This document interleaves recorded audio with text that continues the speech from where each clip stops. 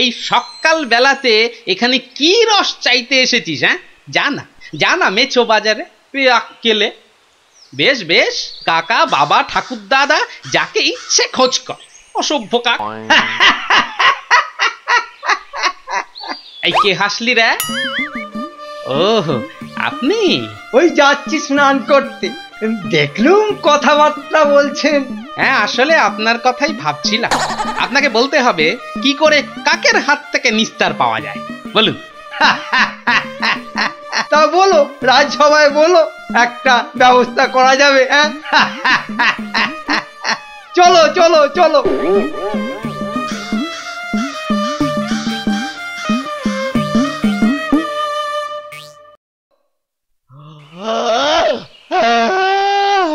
আস্তে আস্তে আস্তে, হাই তুলছিস না কুচকাওয়াজ করছিস? আস্তে। ভীষণ ঘুম পাচ্ছে গো দাদা। রাজামশাই যদি ঘুম ভাঙে তাহলে একেবারে ঘুম পাড়িয়ে দেবে, খুব সাবধান।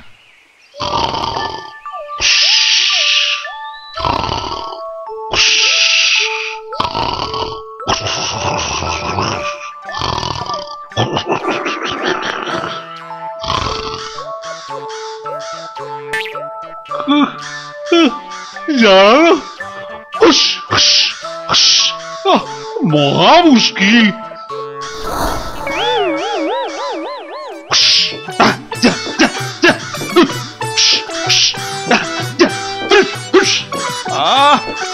প্রহরী কোথায়?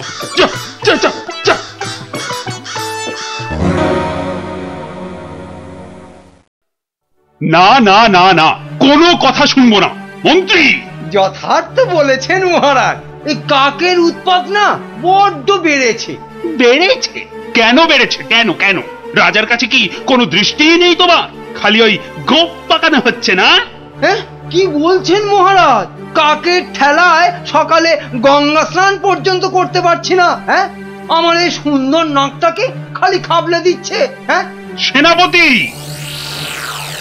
আগে রাজামশাই, কাকের সমস্যা বেড়েছে। কাল একটা বুড়ির নাতনিকে কাকে উড়িয়ে নিয়ে গেছে। সেনাপতি মশাই সেপাই নিয়ে কাক ধরতে বেরিয়েছেন।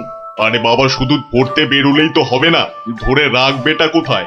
মহারাজ, পদ্য পর্যন্ত লেখা যাচ্ছে না। কাকং তারাবারং কারণং সত্যনারায়ণং পূজা কুরু, মানে কাক তাড়াবার জন্যে সত্যনারায়ণ পূজা করুন মহারাজ। কোনো কথা শুনতে চাই না। ঘুমোতে পাচ্ছি না কেন? ছেলেমেয়েরা পাঠশালায় গিয়ে নামতা পর্যন্ত পড়তে পারছে না। কোনো কথা নয়, কোনো কথা নয়। যত খরচা হয় হোক, 10 দিনের মধ্যেই কাক তাড়াতেই হবে, ব্যাস।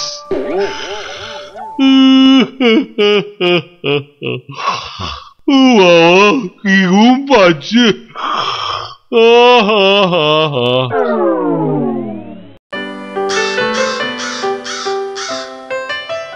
আহা, ভাবুন ভাবুন, এই কাক জাতিকে নির্বংশ করতেই হবে। শুধু ভাবলে তো হবে না মন্ত্রী, বলতে হবে করুন করুন, অন্তত কিছু তো করুন। কাক জাতি মহা অনর্থপাত করেছেন। অর্থ খরচ করুন। শাস্ত্রে আছে, অনর্থ হঠাতে শুধু অর্থ করক হয়, খরচ করিতে হবে, নইলে মহা ভয়। আহা, বলুন বলুন, সবাই বলুন, কি করতে হবে বলুন। আগে আমি বলছিলাম কি, ওই কাক যদি না থাকে, পথে ঘাটের পচা আবর্জনা খাবে কে? হ্যাঁ, কে খাবে? কে কে কে? যথার্থং। অতি উত্তম প্রশ্ন। কে খাবে তখন দেখা যাবে। পচা আবর্জনা খাবে কে? হ্যাঁ, কাক তাড়াতে হবে, এটাই হচ্ছে শেষ কথা। অন্য একটা কথাও আছে রাজা মশাই, কাক তাড়িয়ে দিলে কোকিল ডিম পাড়বে কার বাসায়? কোকিল জন্মাবে না, বসন্তকালে কুহু কুহু করে কোকিল ডাকবে না মহারাজ। বসন্ত হবে কানা, যেন পুকুরে ভরিবে পানা। ওসব আমি কিচ্ছু জানি না। কাক তাড়াতে গিয়ে যদি বসন্ত কানা হয়ে যায়, তবে এতগুলো মাইনে খাওয়া পণ্ডিত আছে কেন?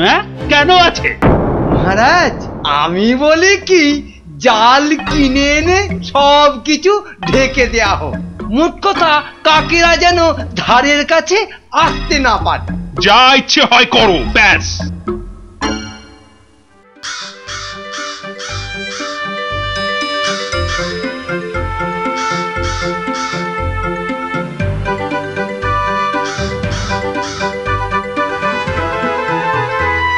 বলি, এসব কি হচ্ছে?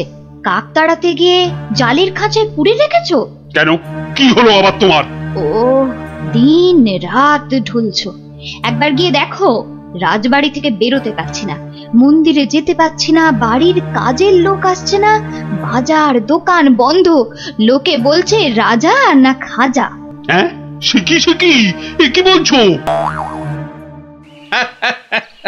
আরে কাক তাড়াতে গিয়ে মন্ত্রীটাই জালে আটকা পড়ে চিৎপটাং হয়ে পড়ে গিয়েছে।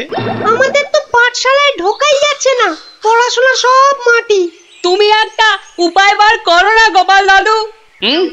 যেচে উপকার করতে নেই দাদা ভাই, সব বড় বড় পণ্ডিত এনেছে মন্ত্রীটা, তেদার খরচা করছে।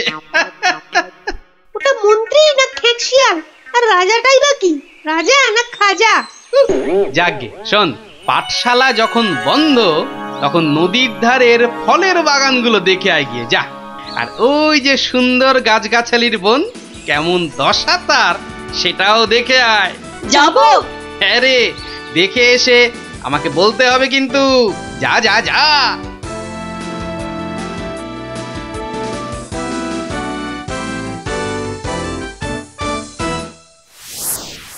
অসম্ভব, অসম্ভব! কাক তাড়াতে গিয়ে দেখছি আমাকেই তাড়িয়ে ছাড়বে, অত ভাগা কোথাকার। কিন্তু কাক তো আর ঢুকতে পারছে না। কেউ তো ঘর থেকে বেরোতেই পারছে না, তুমি তো হোঁচট খেয়ে চিৎপটাং। আরে বড় কাজ করতে গেলে অমনি একটু আধটু হবে। আরে বাবা, চাষ বন্ধ, পালকি বন্ধ, বাজার দোকান সব বন্ধ, পাঠশালা বন্ধ, খেলা বন্ধ, মেলা বন্ধ।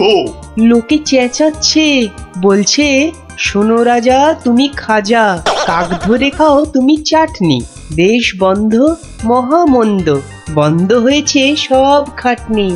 আমার একটা প্রস্তাব ছিল মহারাজ। যা করার করো, দেশটা যাতে রক্ষা পায়। এই গোপালটাকে নিয়ে হয়েছে সমস্যা। আচ্ছা, গোপাল কোথায় লুকিয়ে রইল বলো দেখি? ওটার নাম করবেন না রাজামশাই, লোকে বলছে ও নাকি সকলকে শেখাচ্ছে। হ্যাঁ, কি শেখাচ্ছে? কি শেখাচ্ছে?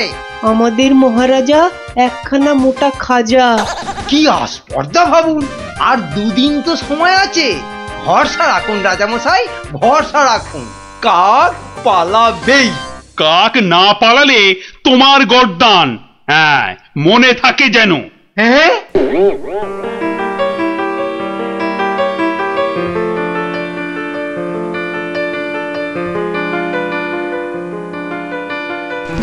ওরে বাবা, আরে দুদিন তো আর বাকি।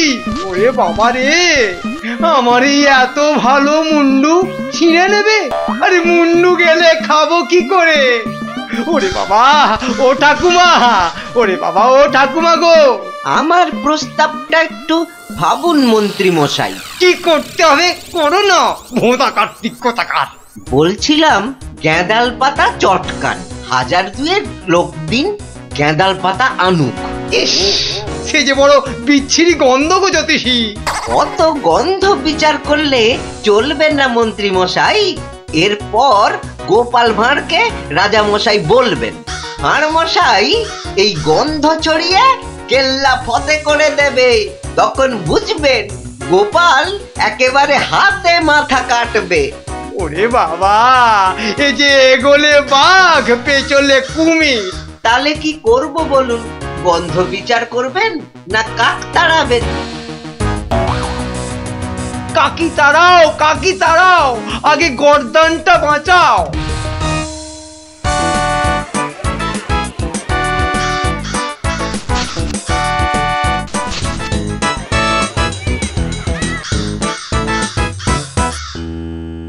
কিসের একটা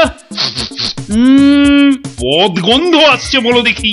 হ্যাঁ, এই রাজপ্রাসাদটাও আজকাল কেমন পরিষ্কার। কি পচা গন্ধ রে বাবা। ও রাজামশাই কবিরাজ ডাকতে হবে, রানীমা বমি করে ভাসাচ্ছেন। সে কি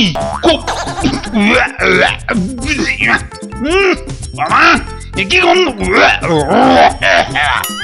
উপলিপিকে মন্ত্রীর পদত্যাগ চাই চাই চাই চাই চাই চাই।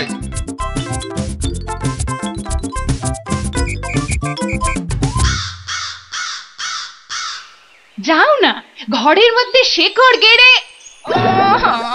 মাগো, কি বদ গন্ধ! অন্নপ্রাশনের ভাত উঠে আসছে।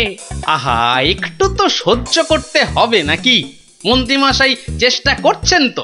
ছাই করছে। দেখো, যদি এই গন্ধ থাকে, বাপের বাড়ি চললাম আমি। বাপের বাড়ি চললাম।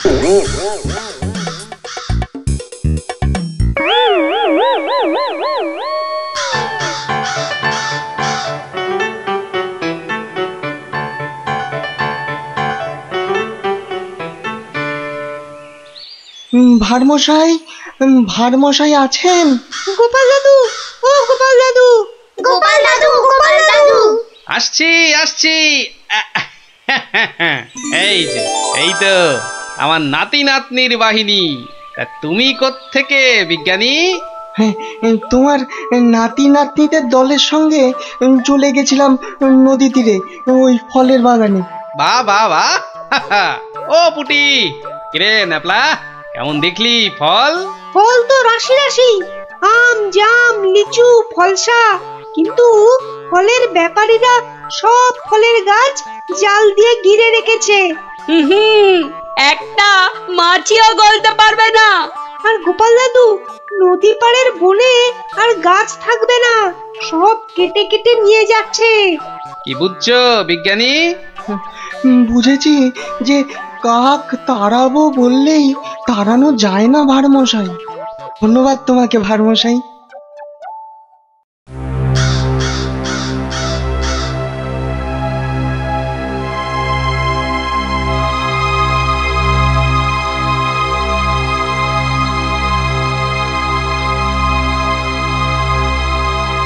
কি হলো?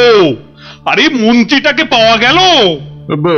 পাওয়া তো গেল, কিন্তু আবার কিন্তু কি? পাগলা হয়ে গেছে, একা একা বিড়বিড় করছে। এসে পাই, জানা নিয়ে আয় না এদিকে।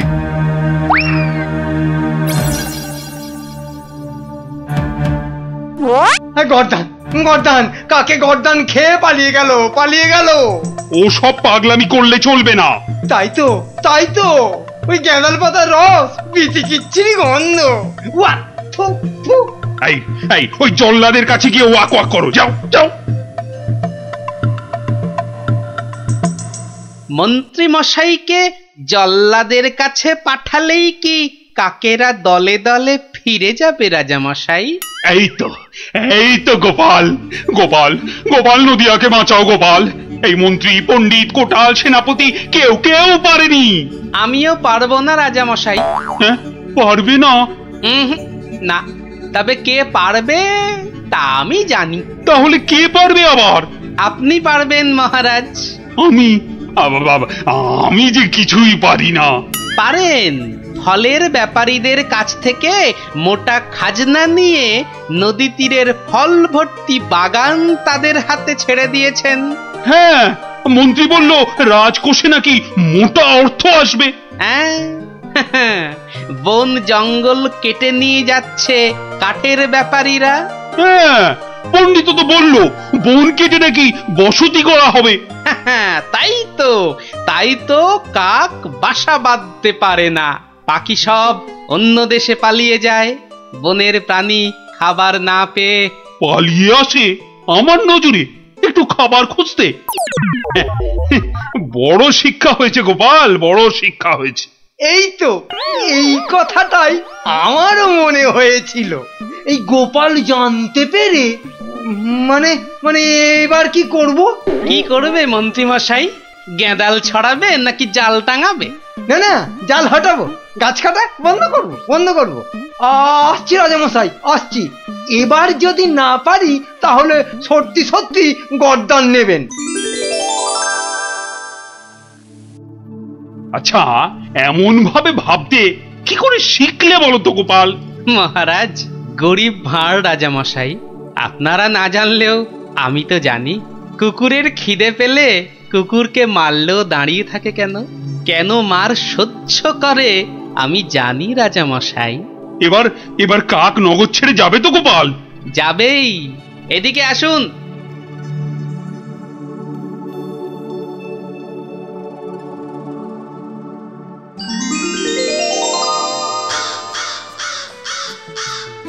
ওই যে ওই আকাশের দিকে তাকান রাজামশাই, মন্ত্রীমশাই কাজ শুরু করেছেন।